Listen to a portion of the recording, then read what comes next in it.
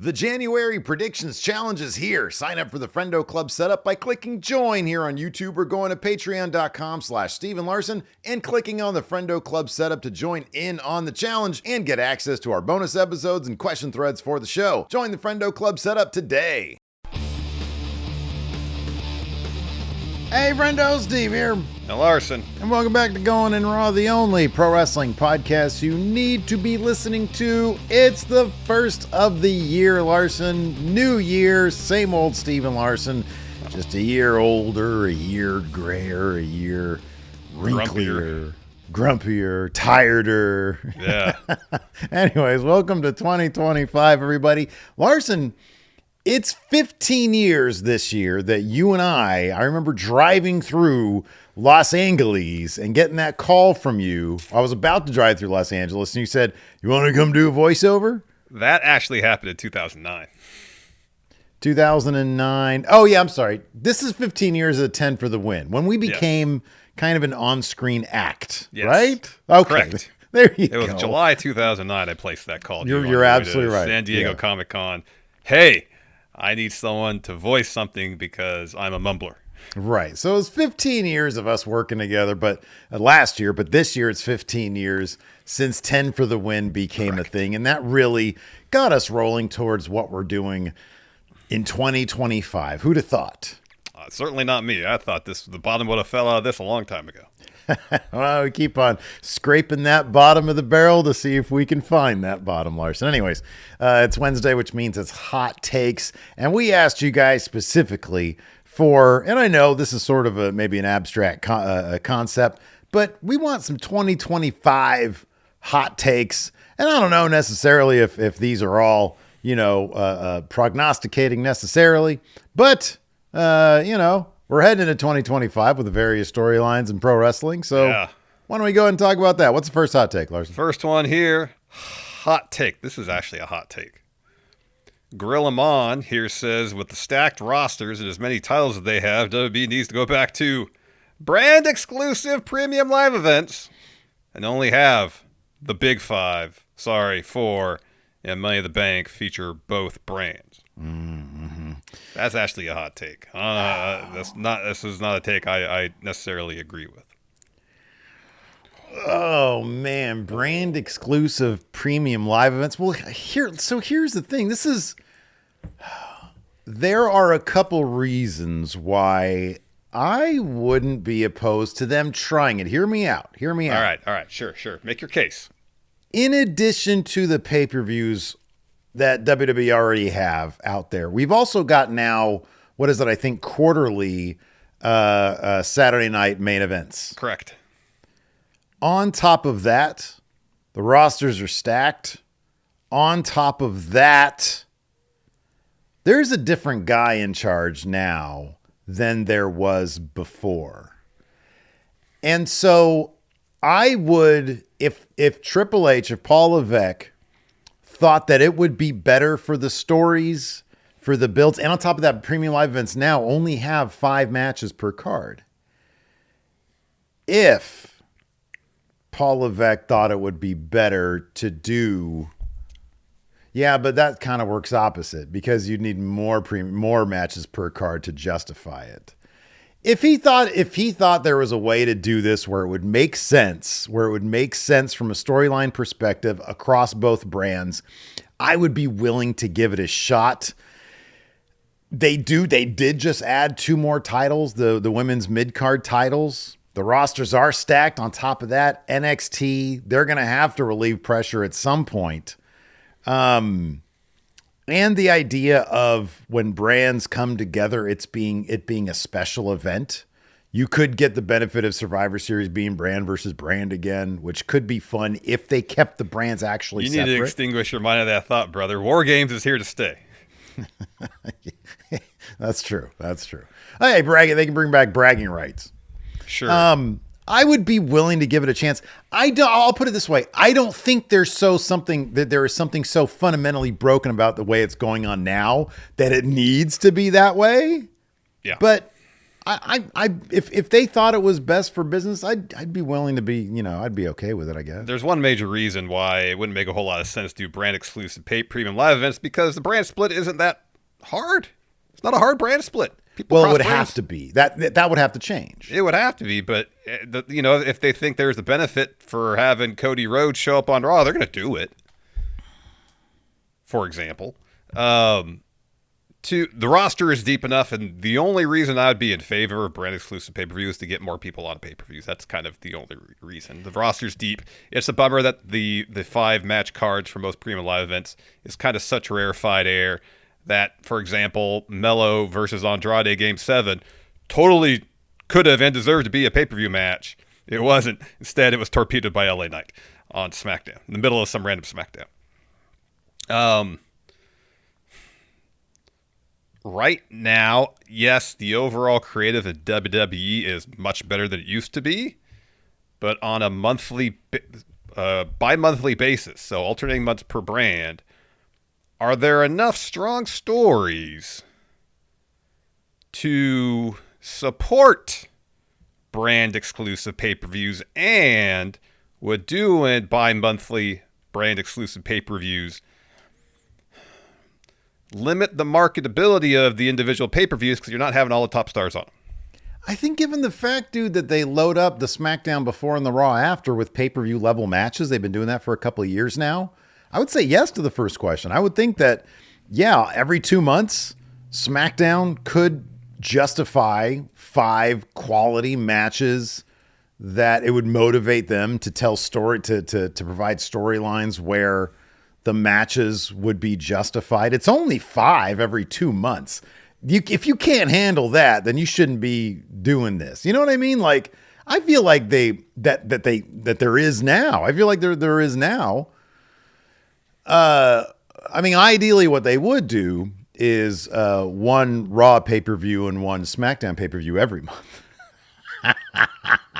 I am so joke. A shiver shot down my spine thinking of doing that every fucking month.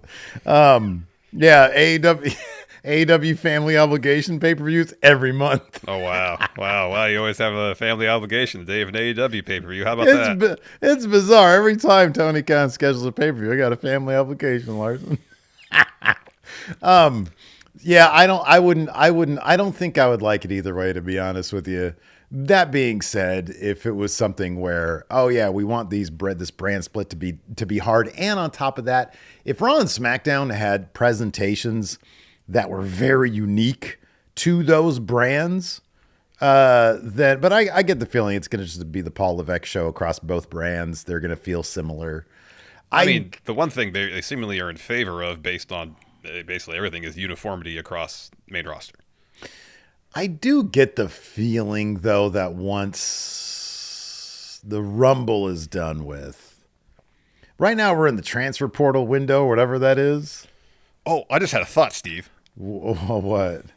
A pay-per-view called Transfer Portal? No, I got to thinking about the both brands having pay-per-views per month.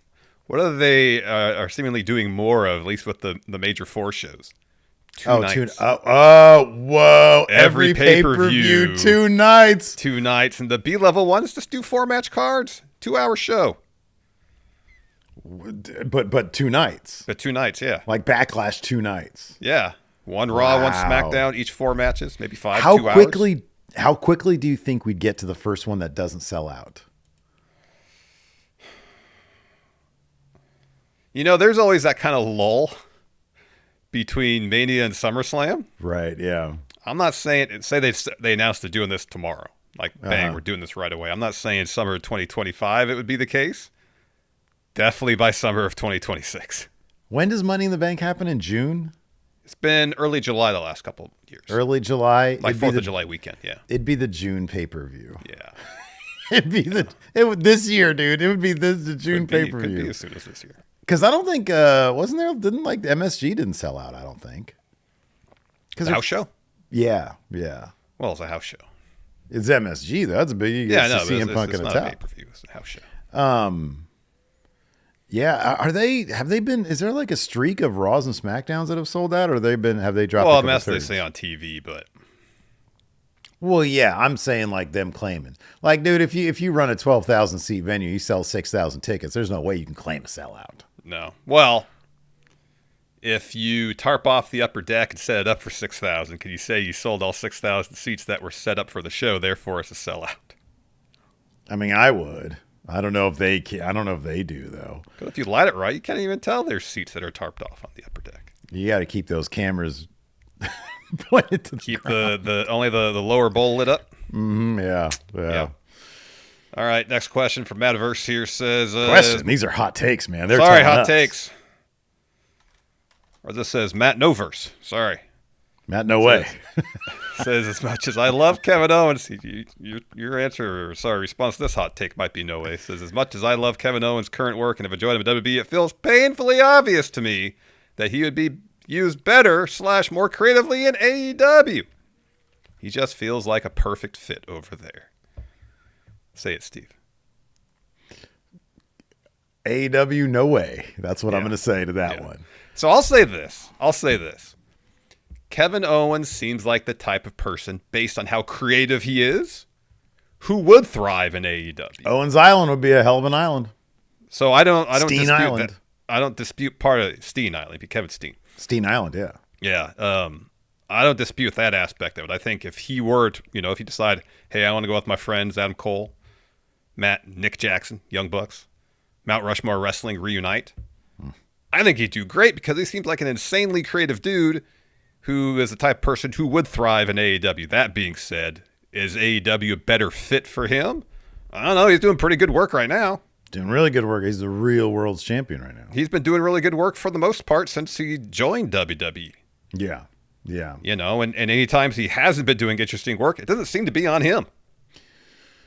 Yeah, no, I agree with that. I do think that if he's given his own license to do what he wants creatively, it'd be pretty interesting to see what he can come up with. So yeah, I think he'd do. I think he'd do great wherever. I don't think he's doing bad work right now. I think that there's a period of time where he was cool, where he was cooled off, I should say. And now bad guy Kevin Owens, he's doing really good work. So yeah, I don't know. With AEW, there's always the danger that he's going to get lost in the shuffle a bit. But I don't know if that would be an issue for him. No, I don't think he'd so. be a big priority there. Oh yeah, he'd be a big priority. But yeah, I mean, it'd be cool hearing him say shit, and then on pay-per-views, fuck. That'd be really cool. Yeah, but that novelty would wear off pretty quick. That alone is not a reason for him to go to AEW. I don't know. Shit and fuck are pretty cool, man. I don't disagree, but if he's saying shit every week, all right, fine, he said shit again. I mean, dude, Netflix is around the corner. If he takes that title to Raw premiere on Netflix, he could say shit there. Maybe. I don't think they're going to do that. Nah, because they have broadcast standards across various other parts of the world they have to adhere to. They can't just... Internationally, they don't know what those words mean, though. Come on now. We got another hot take here. This one from, we've got a couple in a line that kind of have a similar feel to them. Yeah. This first one is from the Trippy One, Jacob Zimmerman. What a great name. Jacob here says, says Mox is the most one-dimensional star in professional wrestling. So when you think of star, you think, okay, main event level guy, upper mid-card plus guys. Yeah. Right? Yeah. Okay. Your Roman Reigns, your Seth Rollins, your CM Punks. Would you consider Chris Jericho Will a Ospreays. star? He used to be. Right. Would you consider him now in 2025? No. Neither would be would anywhere I. close to the main event scene in any major US Yeah, no, but he's wrestling okay. But he's a star. He's a Ring of Honor. He's the Ring of Honor. He's a legacy star. He's a featured star. Yeah. Yeah, legacy star. He's kind of up there like in the Randy Orton territory. Although, I mean, Randy's doing more interesting work, but Randy hasn't necessarily been around the main event scene for a while, but you put him right back in it, bang, makes sense. Who's more one-dimensional than Mox? Let's try to disprove this one. Who's more one-dimensional than Mox? Gosh. Like, I'll start naming off some stars. Jey Uso. Right now, Jay doesn't necessarily come across as the most complex character, but everything he's doing now is informed by doing some of the most complex character work we see in the history of pro wrestling. So I think Jay's more interesting than Mox. 1,000%. I think as soon as he gets near Roman Reigns, you start to see his head dip. I Shoulders love come in. Jay. Yeah. Yeah. It's crazy to me that people are still like, oh, Jay's one note. No, he's not. Stop it. Stop with that. Yeah. Other big stars, I don't know. Drew McIntyre, he's great. He's Oh, complex tons as of hell. complexity. Punk complex. Cody. So, Cody used the chair last at Saturday Night's Main Event. well, and like Cody's not one his note. whole thing is manipulating people and politicking. So, I know, it's kind of great. Yeah, that's not so one this note. is this individual isn't around. Hopefully, you won't see him for a long time. Brock? Yeah, Oh, yeah. Brock is super one-dimensional. Yeah. Yeah, I know. He puts on a cowboy hat and it displays a modicum of personality. And people are like, oh my God, it's a whole new Brock Lesnar. Cowboy Brock, he's so funny. Which admittedly he kind of was for a bit there. But still, Boombox his whole Brock. thing is pretty one-dimensional. It is one note.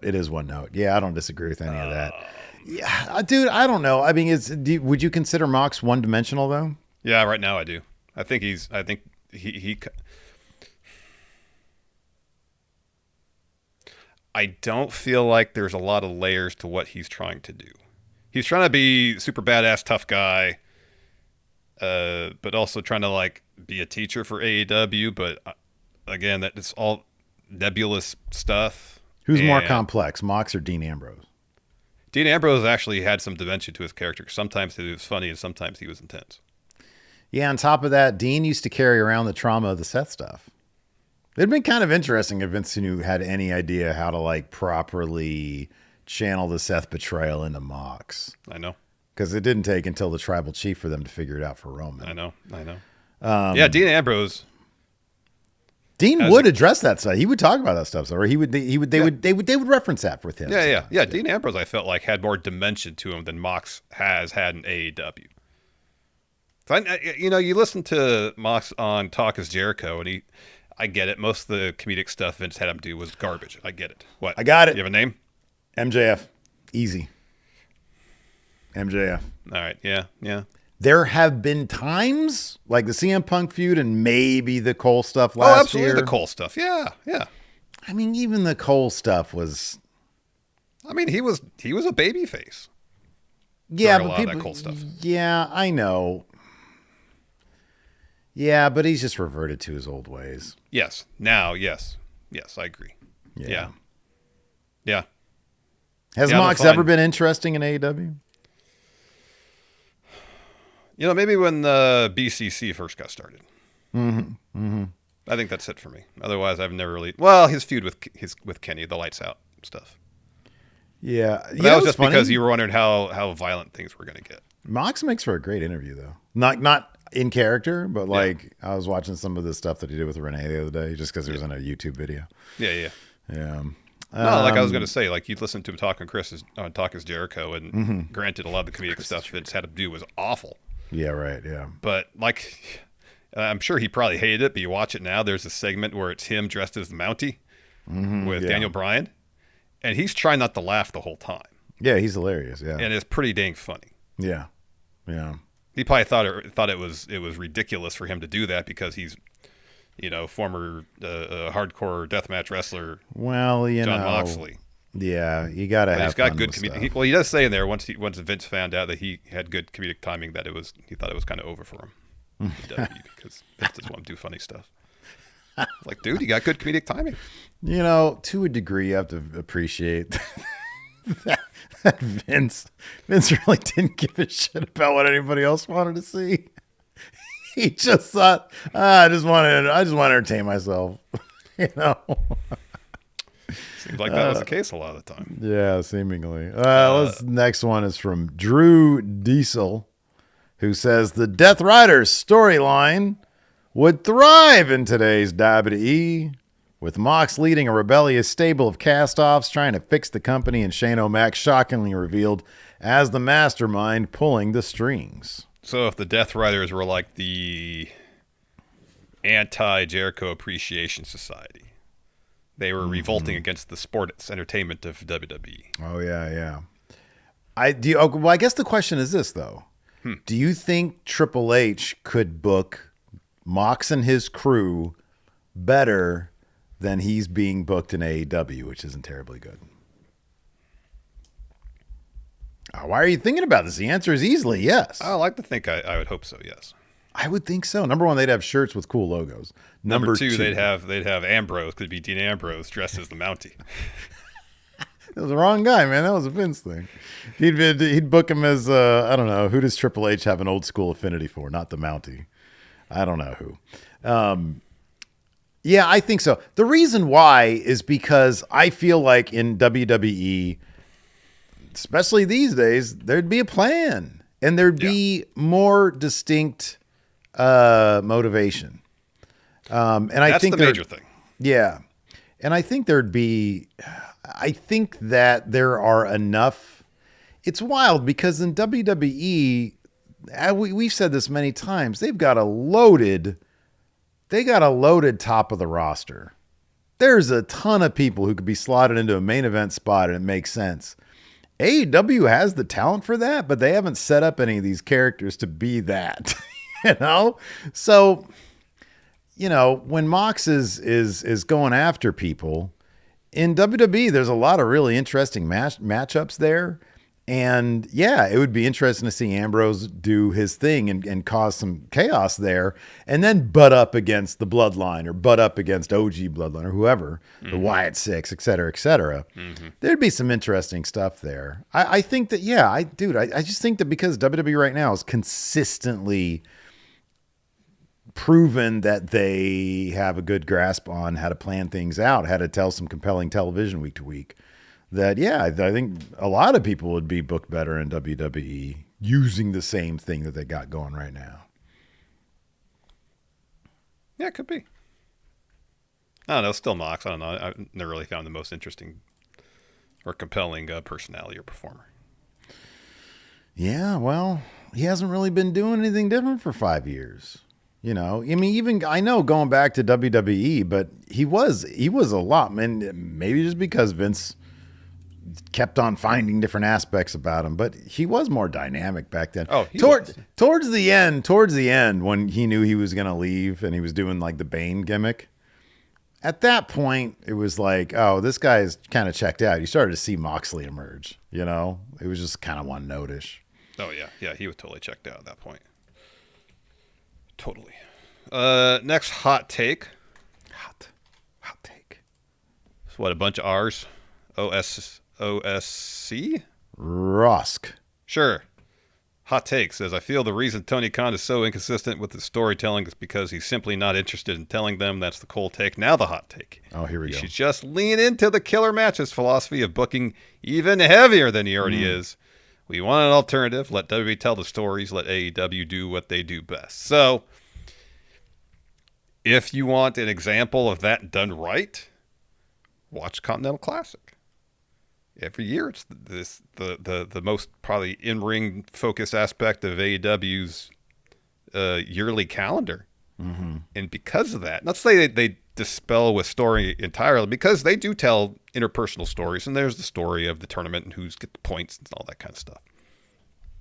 But they're not trying to do much in the way of long-term stories outside the ring.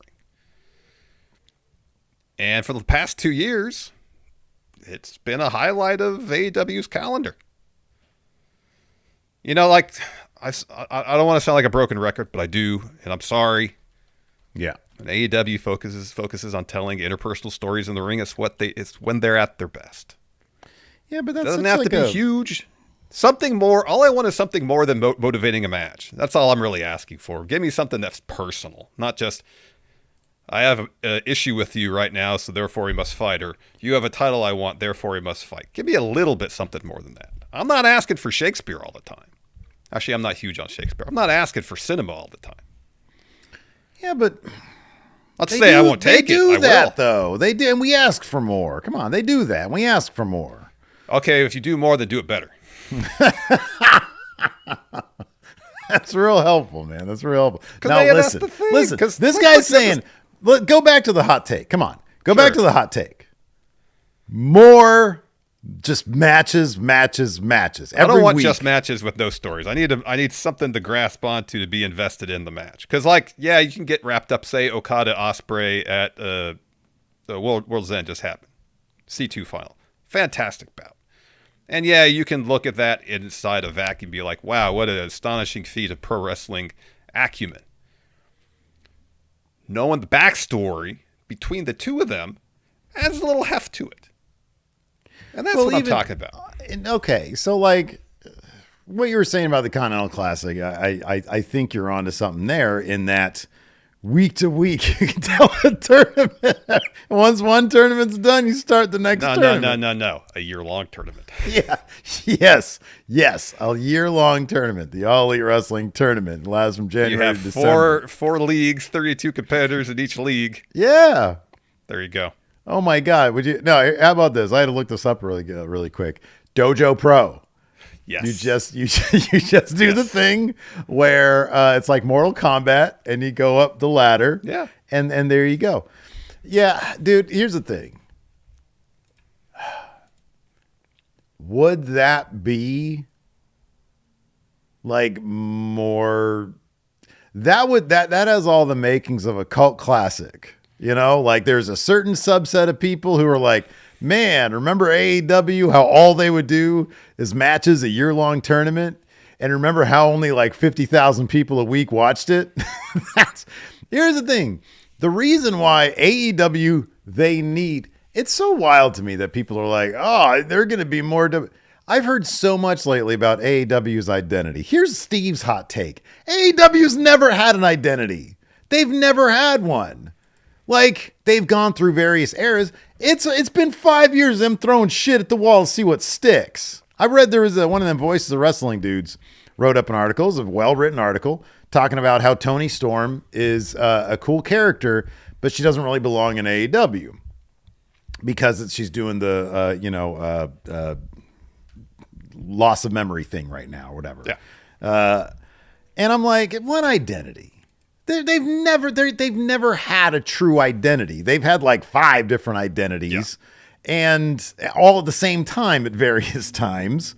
But they've just been throwing shit at the wall to see what sticks. It's a variety of stuff. They're not trying to be one thing for everybody, but there just isn't really like a cohesive vision there, and there never really has been. No, and that may speak to the structure or lack thereof in AEW, where it's the double-edged sword where you give talent so much leeway in terms of how they put together the matches, handle their creative, and you have people like Swerve, like Toni Storm, like Hangman. I could probably list several other people who know how to take whatever little note or little direction they're given and make it really interesting and good and intriguing. And but not everybody is like that. Yeah. And that's fine. There's nothing wrong with that. But if there's, a firmer hand leading the ship, then maybe that would make it, uniform's not the right word, it's consistent. Mm-hmm. Yeah. And I think it's not a great analogy, but you look at what NXT does. They don't often tell long-term stories. No, they can't because then those are plucked but away. They've managed to develop interesting characters that people really like. Mm-hmm. They find situations where they can get in a feud. Usually it's not terribly complex. In NXT UK, it was literally backstage interactions leading to matches. That's generally what 90% of the matches.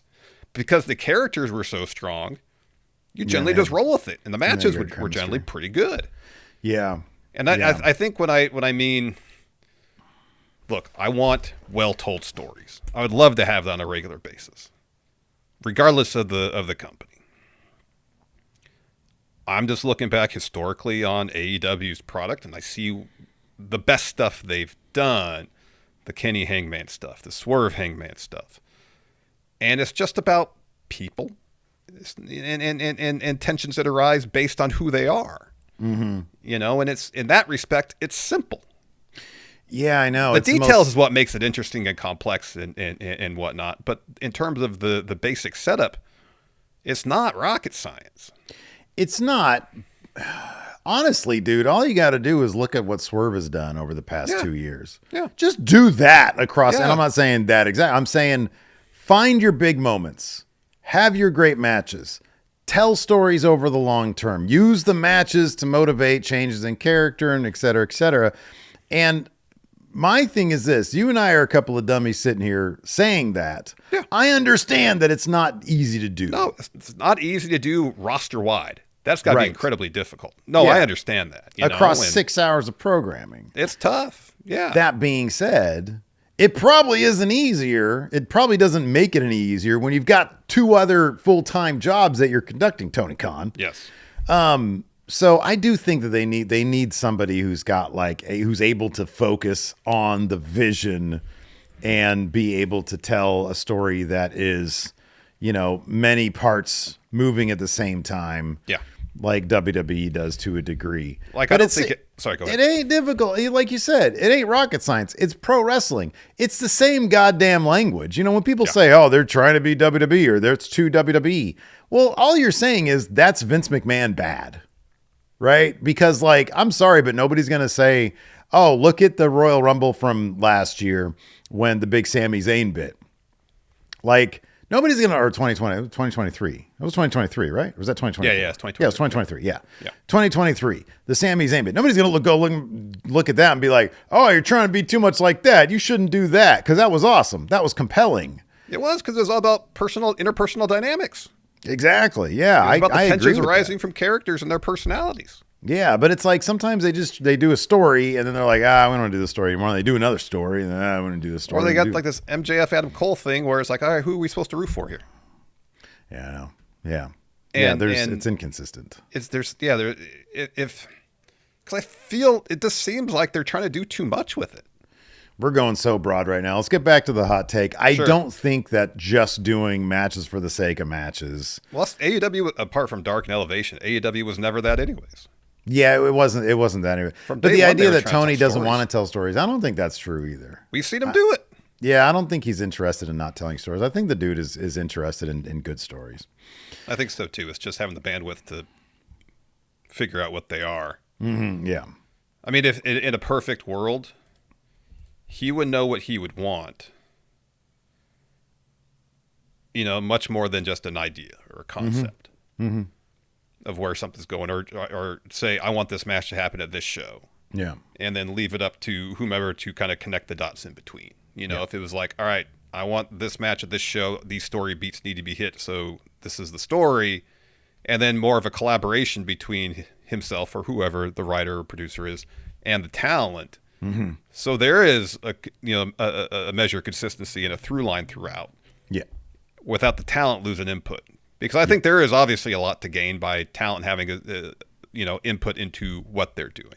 Mm-hmm. Yeah. Yeah. I would not in any way advocate to get rid of that. It just seems like, in terms of finding some measure of consistency with the quality of the storytelling, you need somebody to kind of have a vision for it. Yeah. And I think that's more than anything lacking in AEW. So, Larson, before we move on to this next hot take, I want to point this out really quick. It's the first of the year, a new month, January. The Predictions Challenge is back on. Get in on the ground floor. A new hat. It's a beautiful, beautiful hat. Looks good. And you need to get in on this action. We've got 3 events for the month of January, and 2 of them are coming up very, very soon. First up, Wrestle Dynasty, January 5th. Correct. And then Raw on Netflix the next day, January 6th. Correct. So those are the 2 events that are kicking us off. And then, of course, at the end of the month, Saturday night's main event is going to be the big decision, the big decider, January 25th. So those are going to be the Predictions Challenge events for the month. So you want to get in on this now. Make sure that you click join right here at youtube.com/Steven Larson, or you head over to patreon.com/Steven Larson and click on the Friendo Club setup, because you can win the new Big Blue Predictions hat. Larson, what do you think of the new Big Blue Predictions hat? Do you want to wear that hat? Absolutely. I want to wear the last one, the one before that, of course. I want to win. You want to win again. Absolutely. I want to win for the first time. You won the briefcase before. I haven't even won the briefcase yet. I want a advantage one too. Yeah. But you've yet to win the hat.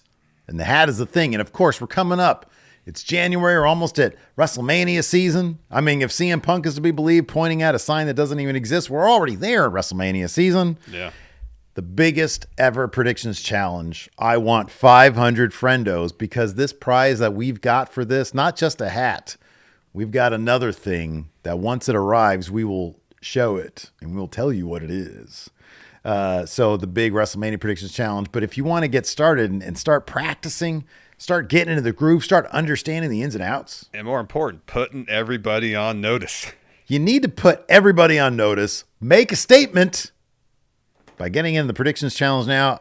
While you're there, you get the predictions challenge. Part of the Friendo Club setup as well is not just participation in the predictions challenge. You also get access to all of our bonus episodes. We're going to start in the new year as well. And the question threads for all the shows. But anyways, let's go ahead and get back to these hot takes. Hot takes. AJ Otani here says, Judgment Day vortexes ruin the aura of everyone involved since SummerSlam, and the only fix is to end Judgment Day. Wow. No, Could man. have Dom Mysterio going to SmackDown. We saw him talking to Nick Aldis a couple weeks back. Finn equals win, man. Finn equals win. Finn equals pin. Seen that. Yeah, that's true. That's true. Yeah, since SummerSlam. Actually, no. SummerSlam is when probably about 3 to 4 weeks after SummerSlam. Because at SummerSlam, it actually felt like, all right. Because after SummerSlam, the Raw after SummerSlam, Rhea and Priest were like the two most over people on the Raw roster. Yeah, absolutely. The reaction they got when they came out on that Raw after SummerSlam was huge. Rhea, despite an injury, has managed to maintain most of her momentum. Damian Priest, not so much. Yeah, Damian Priest. Tagging with the War Raiders right now. He's found it's a difficult situation for him. Do you think they got to turn Priest heel at some point, man? Because he's a bit redundant, and there's too many like cool dudes that are good guys. Got to bring back the Party Vampire. Bring back Party Vampire, yeah. Or just move him to a different brand. Maybe a brand shakeup will help him. Like maybe he does a SmackDown feud with Cody or something. I don't know. Because what do you think his Mania match is going to be? I didn't have my Mania card when I booked it. I think I had him in a tag match. So I don't know. They got to do something. It feels like this whole Priest and Rhea versus Judgment Day thing has gone on way too long. For some reason, Finn and Priest are still feuding. Yeah, that's crazy to me. Yeah. And I would assume Rhea's going to beat Liv on the Raw premiere on Netflix. That'll be that for that. Mm-hmm. Maybe Priest will pin Finn, because Finn equals pin. Yeah. On that Raw as well. That'll end that. And everybody can move on and try to, especially in Priest's case, get some momentum back.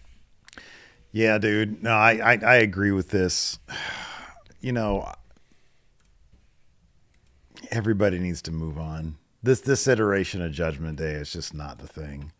It's just not. And I do find their segments. I don't groan when I see them. I'm not like, there's still because charm to their chemistry. There's tons of charm, but like for some reason they've had Dom really fall off in terms of like expressing himself as a character. That's been kind of weird. I appreciate what Finn kind of is doing, but it's just like some things with Triple H. He just has dragged this out without much of like many story beats along the way. So yeah, I think that they need to probably call it a day here with Judgment Day. Yep. We got a couple of differing opinions on NXT coming up here. One hot take from Aldo Goodens.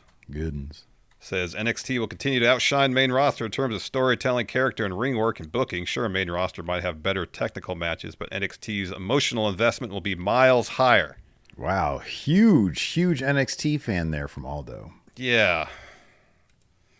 Do you want to go into the next one? Yeah, I'll go to the next one from Pins of the Father, because it's almost polar opposite. Says, I don't understand the hype for Shawn Michaels as a booker. NXT has been at best watchable under his tenure and at worst embarrassing. Which one do you, because I know you don't agree with either of these outright. No, I'm somewhere in the middle, obviously. Which way do you lean, though? Oh, wow. Which one are you closer to?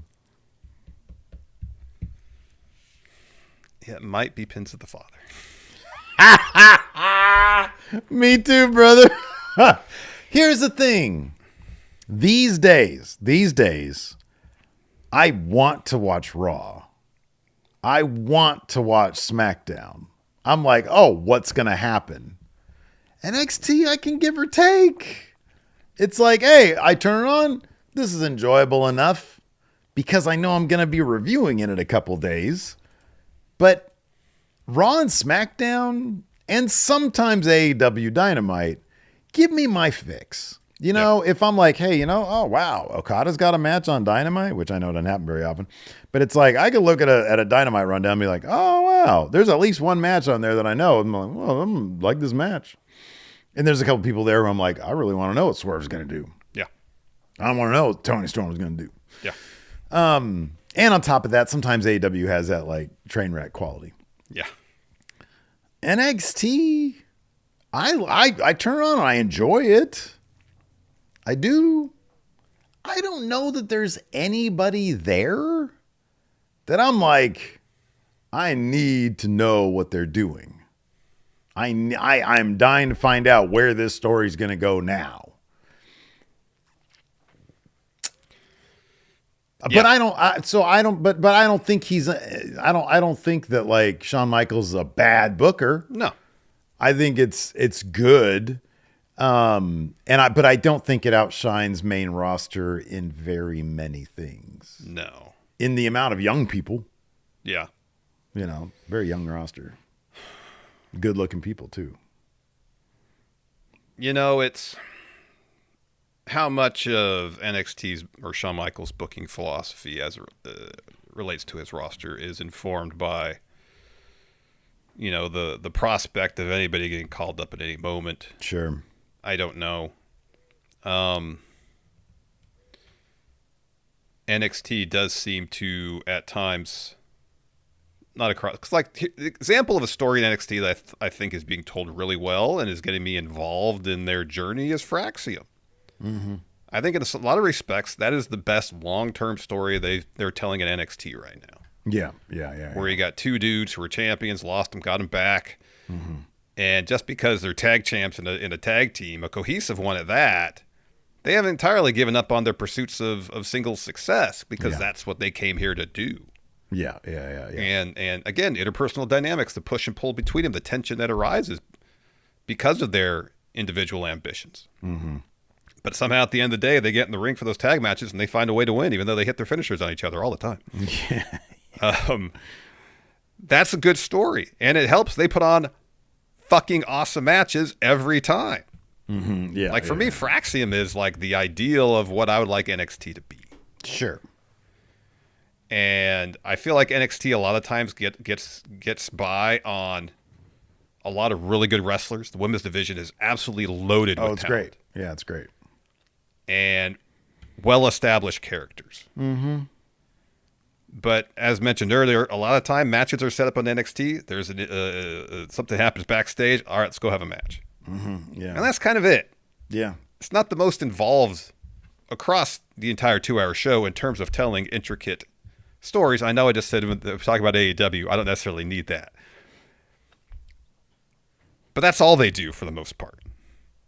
And it'd be nice to have more variety to the way they approach the storytelling as opposed to, oh, I got an issue with you. Oh, you talk shit about me. Let's go have a match. That's, that goes back to the NXT UK thing. That's so many of the matches there were set up that way. It kind of happens in NXT. It makes for a breezy watch. It does. Yeah. It's not a boring show. It's not a bad show. I very rarely do I watch NXT. I'm like, oh gosh, that's embarrassing. Oh, I don't think I ever think that. I like most of what they do. I just don't find it terribly compelling. Yeah. I think that's because there's probably, regardless of why, a lack of long-term investment in most of their stories. The one thing I can say about NXT that I do find myself actively thinking when I watch it is, man, I can't wait to see them on main roster. And that's not a knock at all. I understand that on main roster, they don't have to, because I think you're right. I think Shawn Michaels does have to worry about, well, I can't tell a 6-month story because I don't know if this person's going to be here in 3 months. Mm-hmm. And so the stories that he tells, I think, have to be, he can't commit too many people to a story.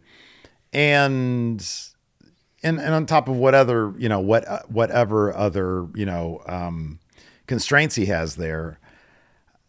But, I think he's doing a great job building the future. Yeah. He's doing a terrific job building the future. Given the circumstances, I think he's doing a really, really good job. The history that we're seeing them lay down now, like I can't wait to see Trick confront Mello for the first time in the Royal Rumble. You know, I can't wait. I think that's going to be awesome. I think a lot of people are really that's going to be the payoff for what we got with them in NXT. And the same thing with Fraxium in 2 years from now or whenever it is. It's going to be whatever story they're going to be telling with those guys. But yeah, I can't wait to see them on main roster. I think it's great. And I just understand right now it's not like, I don't know, it's just not the most riveting thing in the world. Yeah. Yeah, I don't disagree. And again, you know, given the circumstances Shawn Michaels has, he's doing a really good job. You know, we don't know whatever constraints he has in terms of his approach on creative. And if he didn't have to deal with those, then maybe we'd get cinema. If he starts booking SmackDown and Triple H handles Raw or something, maybe the dude can tell cinema. I don't know. Yeah. JB here with a hot take. Says this is a make or break year for Montez Ford. If he doesn't get a push this year, I don't know when. He has everything. He can do it all. It was always 2026, 2027. Well, in JB's estimation, it's 2025 or bust. Yeah, I don't think that's the case. No, I don't think so either. You know, it'd be great to see him and Dawkins for that matter, because I think Dawkins is really good too. I would love for them to finally tell the Street Profits epic, because I think there's going to be an epic there. I think there should be an epic there, and maybe they're starting to tell that now with, like, you know, kind of a new-ish attitude, I guess. Yeah. I want to see that play out because I think that'd be awesome. And yeah, I'd like to see them split because I'd like to see them reach their fullest potential as singles guys, because I think they did everything really fast as Street Profits as a tag team. And then kind of like, you know, a bunch of other acts like the New Day recently. The New Day were nothing for a while. And then boom, one great segment, one heel turn, boom, they're great now. They're in an awesome position. And so I feel like the Street Profits could benefit from one high-profile angle that they could really run with over a period of time. And I don't know what that angle is, but we've seen with other teams like Theory and Waller. Like Triple H probably considers the Street Profits a bit closer to Theory and Waller than, you know, the New Day. And so they're probably just going to languish for a while. Yeah. But I don't think it's like 2025 or never. I don't know what year it is or never, but I think it's something that a lot of people really want to see. So I think he has time. I hope it doesn't take till 2027. Yeah, same. I'd love to see it in 2025, but I wouldn't put like a firm limit on, it's got to be now or never. Yeah. Yeah. Yeah, I wouldn't either. Last one here from Parsath. Hot take. Says this should be the last year WWE used part-timer stars of the previous era and Mania main event. It's created a clear divide between the full-time roster and the quote-unquote real stars, with only Cody breaking through that ceiling. You know, I kind of shared this sentiment actually several years ago, that at least that WWE was relying too much on part-timer stars of years past to bolster the main event scene specifically at Mania rather than following through on the investment. I mean, the most clearest example is the Kevin Owens, Chris Jericho story. Okay, sure, yeah. Leading up to Mania, was that 33? Mm-hmm, yeah. Where that was supposed to be for the Universal title. And then ended up being Goldberg versus Brock. Mm-hmm. They spent so much time building up that story. Mm-hmm. Turn happens. Super satisfying. One of the greatest, you know, betrayal segments in wrestling history. Yeah. But then at the end of the day, they're feuding for the U.S. title. Yeah. You know, like that match should have been for the Universal title at WrestleMania. That's what it should have been. Yeah. And if you're going to invest in the stars, the full-time stars you have on the roster, invest in them. If you want to have the legends involved in matches in the mid-card, fine. It's funny, too, because but not the main event. You're talking about Owens and Jericho as if Jericho hadn't already been around for fucking 25 years. Oh, I understand that, but it's mostly because it would get. I know Kevin Owens had 2 WrestleMania main events since then, but at the time he had 0. No, I feel you. I understand what you're saying. They're using, you know, I totally understand what you're saying. Jericho was in the company as part of its fabric at the time, and Goldberg wasn't. Yeah, and he was there full time when that was going on. And so. Brock floats around here and there. No, I get it. What do you think? Let me ask this. Who do you think he is specifically referring to now? There's only one name I think that fits that. Well, The Rock obviously fits that bill. Well, I think also, granted, it's the special circumstances last year. John Cena.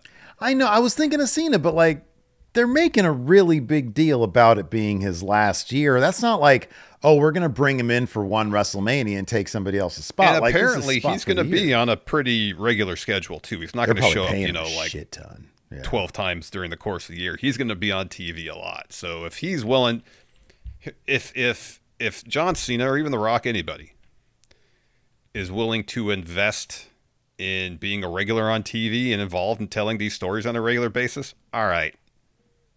And in the end, it's going to help put somebody that's a regular main roster star over. All right. John Cena is effectively going to be a full-time member of the roster for this last year. Yeah, so if he ends up main eventing night 2 against Cody gets the rub, he goes over, I get it. Or that's the situation that I understand.